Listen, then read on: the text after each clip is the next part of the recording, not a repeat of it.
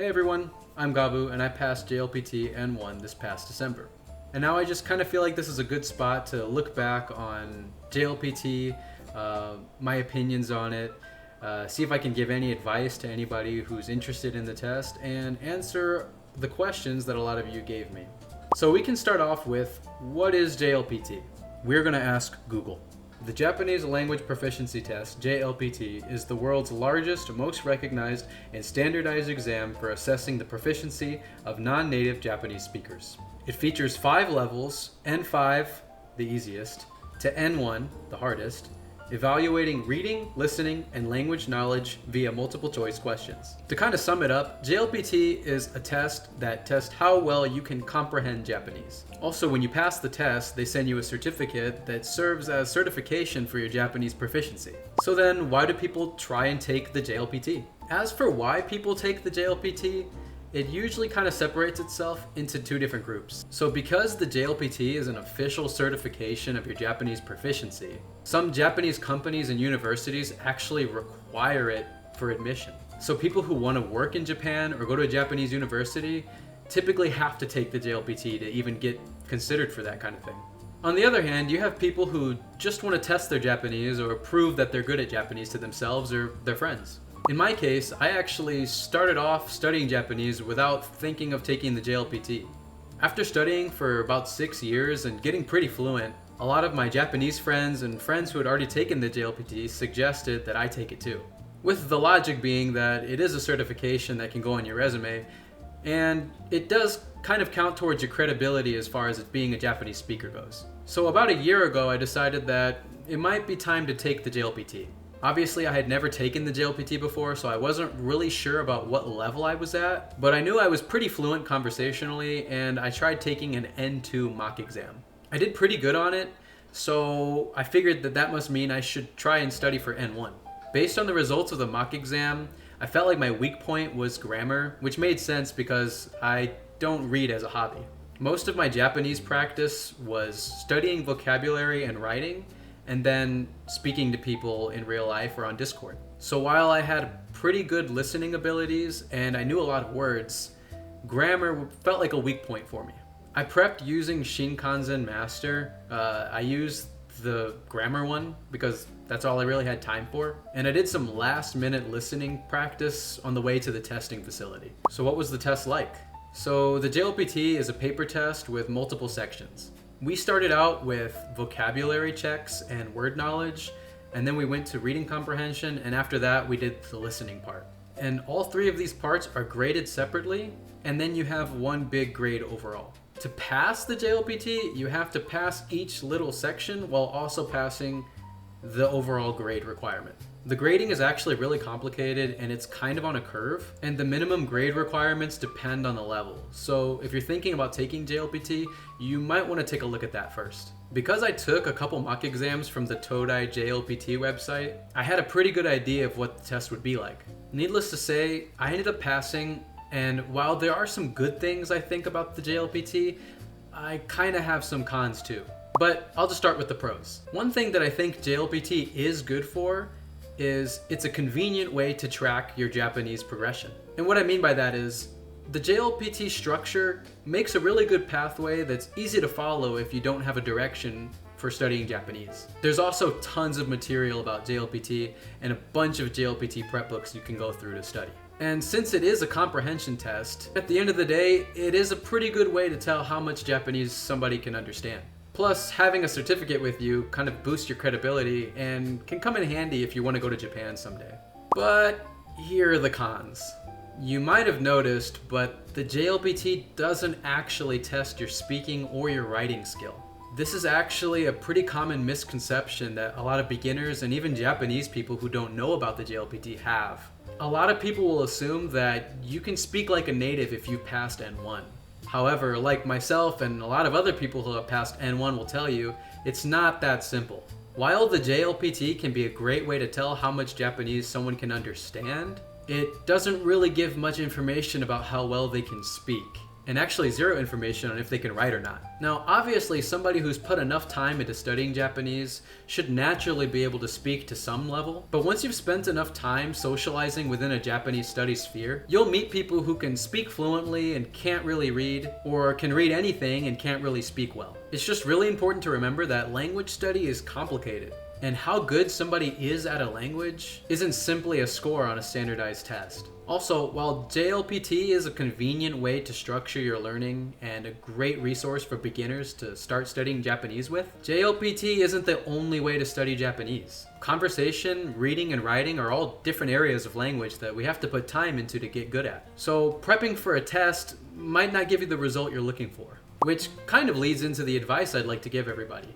A really big piece of advice I'd like to give people is to just think about why you want to learn Japanese and what you're looking to get out of it. What you're trying to do with a language is probably going to change what approach you should take to study it. If your goal is to read manga, then you should probably implement a lot of reading practice. And if you just want to watch anime without subs, then you should probably watch a lot of anime. If you'd like to be conversational, then you should talk to a lot of people. And if you want to get JLPT certification, then you should test for JLPT. It seems pretty obvious, but a lot of people don't really know what direction to take when they study Japanese because they haven't thought about why they're studying. Another good piece of advice is that while JLPT doesn't test your output, like speaking and writing, it does introduce you to vital pieces of Japanese words and grammar that you're going to need throughout your journey. So again, it's not a bad way to study. It just depends on what your goal is. One last piece of advice I'd like to give people is to take the JLPT grading with a grain of salt.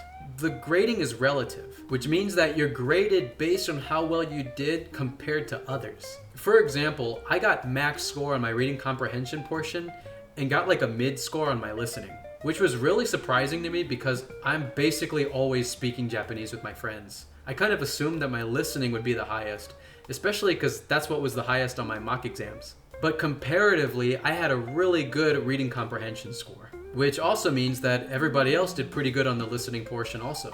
But yeah, that kind of goes for my experience with JLPT and all the kind of advice I want to give people. Now I'm going to answer some questions from you guys. How do you stay consistent? So it can be really hard to stay consistent with something that you're not enjoying. To stay consistent, I always made sure to implement a lot of different ways that I'm getting in touch with Japanese. So while I was doing vocab practice and writing practice, if it started to feel kind of tedious, I would kind of step away and do some speaking practice with my Japanese friends. Again, language learning isn't always fun, especially if you have a goal that you want to get to. And there are times when you just have to grin and bear through it. To study hard or to study wisely? Yeah, actually, I think both are important. You want to study wisely by thinking about what your goals are before you get into studying. This is kind of what I meant when I said to consider your goals with Japanese and what you're trying to get out of it. So if your goal is to pass JLPT, then you should probably take a JLPT focused approach. And if you want to speak more, then you should probably get away from that and more into some real life speaking circles. This is also where studying hard comes in because you have to stay consistent. Even if you take a good approach to studying Japanese, it's not going to matter much if you get too far away from it or stop studying for a long time. How does one quickly improve their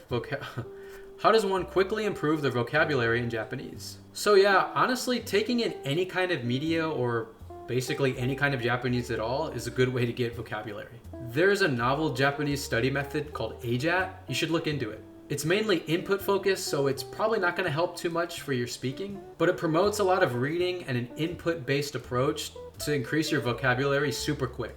What helps you remember kanji? So I actually feel like kanji is best learned in context. And what I mean is, don't study the kanji in isolation without okurigana or like just kanji alone with a bunch of readings that you have to remember all at once. It's going to be way more useful if you remember words with kanji in them versus learning the kanji first and trying to remember all the different kind of words that it goes into.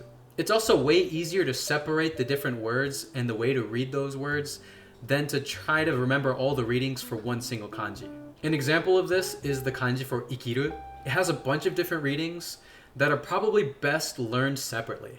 Also, grinding kanji in isolation is good for understanding the meanings of words, but they're not useful, so if you care about speaking, it's not going to help you.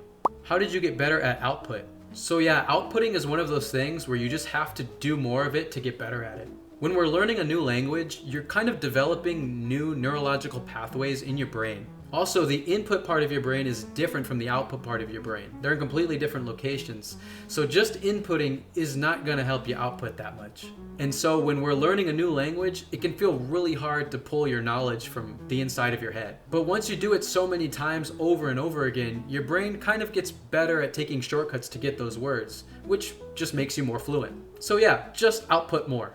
The abundance of resources to study from is quite overwhelming. As someone past the beginner stage, what should I focus on more? So I feel like in order to be well-rounded in Japanese, you have to take a well-rounded approach. We do all kinds of things in our native language without even thinking about it. We play video games, we study. As for me, I went through 12 years of grade school in English. So I actually think that reading in Japanese, watching videos in Japanese, talking to people in Japanese, basically doing anything you can in Japanese is a great way to make sure you're touching on all kinds of different mediums for your study. But again, it depends on your goals. If you want to pass JLPT, you should probably just stay focused on JLPT stuff. Yeah, so here's a question in Japanese. 勉強の中で一番大変なことは? Yeah, like I said, it was probably learning the kanji in isolation because I felt like I wasted a lot of time for minimal output. I just kind of knew what the kanji meant by looking at it, but I didn't remember any words with the kanji in it. Okay, another question here in Japanese. カレー味のうんこかうんこ味のカレー。うんこ味のうんこ。なんでやねん。Here's one more in Japanese.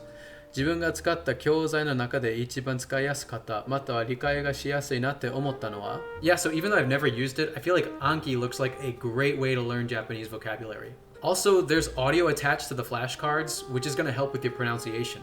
I used a flashcard app kind of similar to Anki, so I'll just recommend Anki. When should someone switch from general study to exam-focused prep? So if your goal is exam-focused, then your approach should probably be exam-focused too. If you just want to get good at Japanese altogether, then I don't think there's a wrong approach, but if you want to pass a test, you should probably start with the test prep. What section is the hardest? Speaking, reading, listening, or writing? So here's an example of the misconception I was talking about. There's no speaking or writing section on the JLPT. As for the reading comprehension or listening, I'd say that reading comprehension is hard for a lot of people just because it's so long and you're on a time limit. But people who read a lot probably won't have that much of an issue with it. I'm suffering from pre-intermediate burnouts. Since you passed N1, can you share what you used to do to tackle burnouts during your intermediate era? Yeah, just try to keep your study interesting. I talked with a lot of friends in my free time and that kind of kept studying from getting too dull for me. But grindy parts do feel grindy, so even though it's boring sometimes, maybe just try to go through it. When it comes to studying, do you have a specific way of doing it that works best for you? So yeah, I actually implement writing practice. I've been writing in Japanese for about 6 years now. To put it simply, it's basically like putting a writing element in your flashcard practice. Like, I'll try to write the word to as well as read it, and if I can't write it in Japanese for memory, then I just reset the progression, because it's spaced repetition. But you should try a lot of different things to see what works for you. Oh, here's another one in Japanese. 能力試験に予想外に勉強すればよかったことあんの? Yeah, I feel like I probably should have reviewed the things I was confident on. I've been learning vocab for about 6 years, so I kind of felt like there wasn't anything that I was going to miss on there. But the vocab section was actually really hard. I'd say I probably should have done a full review of all the different sections instead of just reviewing grammar like I did. How did you meld your active vocabulary with your passive vocabulary knowledge? Yeah, so to turn your passive vocabulary into active vocabulary, you should probably just talk about the stuff. Whenever you're speaking Japanese, try to think back on what you've been learning recently and talk about it in a conversation. Here's another Japanese one. スーパーゴリラとダーツしに行きますか? Yes. Did you try to build your listening skill with structure or how? I feel like so many upper level, like N1 vocab for instance, is just not that conversational and sometimes remembering them is kind of hard. Yeah, so for listening practice, especially for JLPT, you should just go through the JLPT listening preparation videos on YouTube. They're really accurate to what the real test is like, so I feel like it was a good way to review. That's how I did it anyway.